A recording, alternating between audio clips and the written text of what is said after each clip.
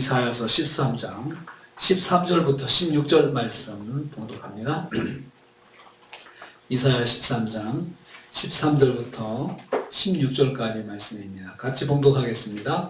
그러므로 나 만군의 여호와가 분하여 맹렬히 노하는 날에 하늘을 진동시키며 땅을 흔들어 그 자리에서 떠나게 하리니 그들이 쫓긴 노루나 모으는 자 없는 양같이 각기 자기 동족에게로 돌아가며 각기 본향으로 도망할 것이나 만나는 자마다 창에 찔리겠고 잡히는 자마다 칼에 엎드려지겠고 그들의 어린 아이들은 그들의 목전에서 메어침을 당하겠고 그들의 집은 노략을 당하겠고 그들의 아내는 욕을 당하리라. 아멘. 아멘. 오늘 말씀은 여호와의 날에 천지의 대격변이 일어날 것을 말씀하시는 것을 내용으로 하고 있습니다. 지금 바벨론이 심판당하는 여호와의 날이 계속 설명되고 있는데요. 더 점진적으로 더 설명을 더 자세하게 이렇게 하는 방식으로 기록이 되고 있습니다. 첫째로 여호와께서 맹렬히 노하시는 날이 된다라고 했습니다. 13절 말씀입니다. 여호와가 맹렬히 노하는 날이라 했습니다. 여호와의 심판이 최고 레벨로 이루어지는 것을 말씀합니다. 먼저 하늘을 진동시키신다 했습니다. 하늘이 떠나갈 것이라는 거예요. 하늘이 떠나갑니다. 푸른 하늘이 사라지는 거죠. 하늘에서 우리 푸른 하늘에서 사라져 버리고 그러면 어느 날 갑자기 하늘이 새카만 그 우주의 공간 같은 색으로 변한다 생각해 보세요. 사람들이 충격을 받을 것입니다. 그리고 땅을 흔드신다 했습니다. 땅에 지금까지 본 적이 없는 큰 지진이 일어나는 것을 발생하는 것을 말합니다. 이것은 영적으로는 바벨론 세계의 하늘과 땅이 무너지고 세상을 재편하신다는 뜻을 가지고 있습니다. 하나님께서 바벨론이 지배하는 하늘, 바벨론이 지배하는 땅들을 다 없애버리고 이 세계를 재편하게 하신다는 것입니다. 최강의 바벨론, 광활한 바벨론의 영토를 무력화시키실 것을 말씀하고 있습니다. 전 우주적인 심판이 이루어지므로 모든 사람들에게 극도의 공포와 불안을 안겨줄 것입니다.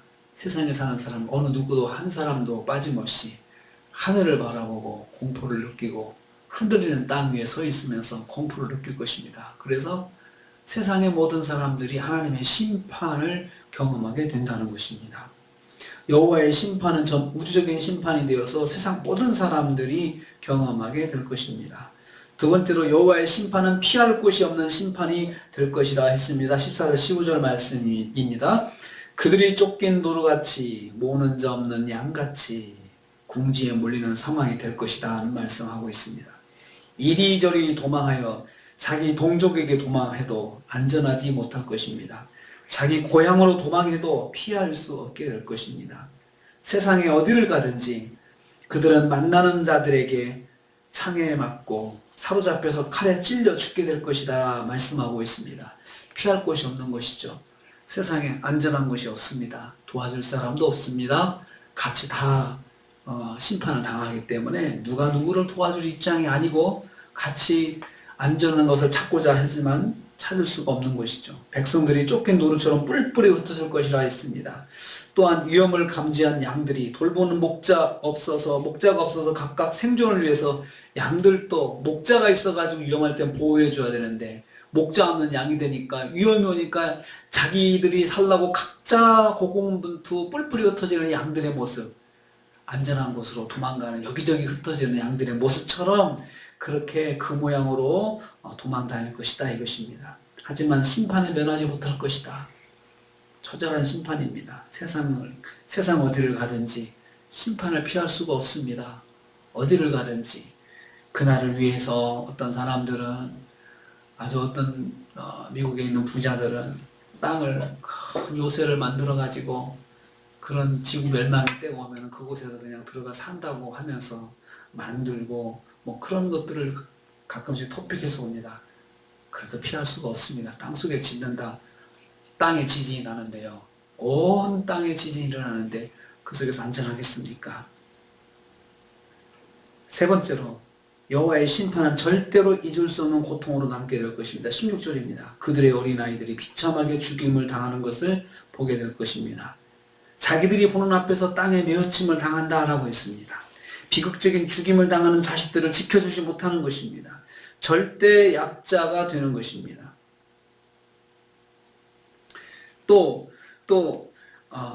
그들의 집은 노량을 당한다 했습니다. 집과 살림을 빼앗기고 쫓겨날 것입니다. 아무도 이런 나를 도울 사람이 없을 것입니다.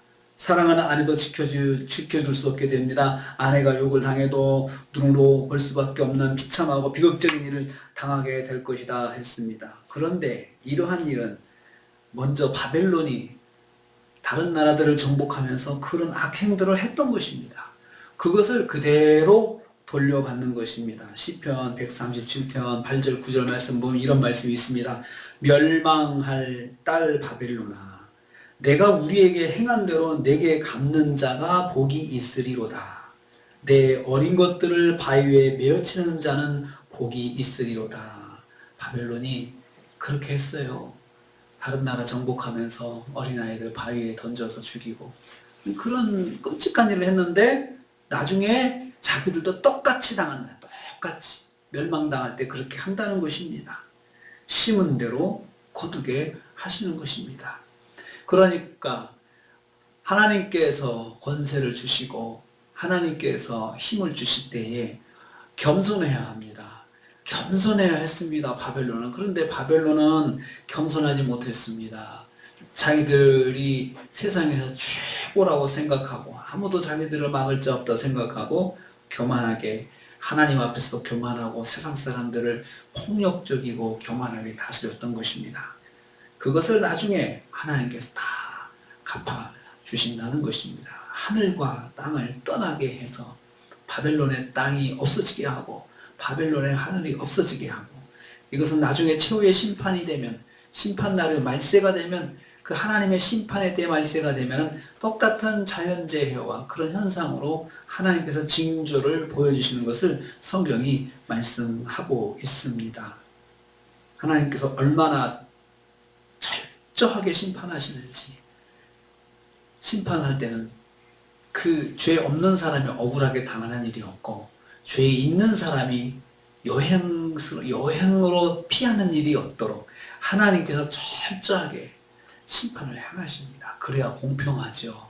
하나님 말씀대로 사는 사람들이 그 가운데 또 소망을 갖게 되는 거 아니겠습니까?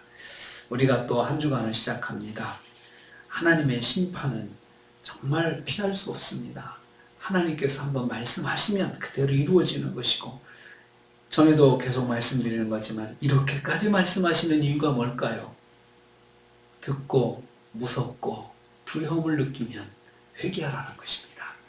그날이 오기 전에 빨리 하나님 앞에 나오라. 빨리 하나님 앞에 나오라.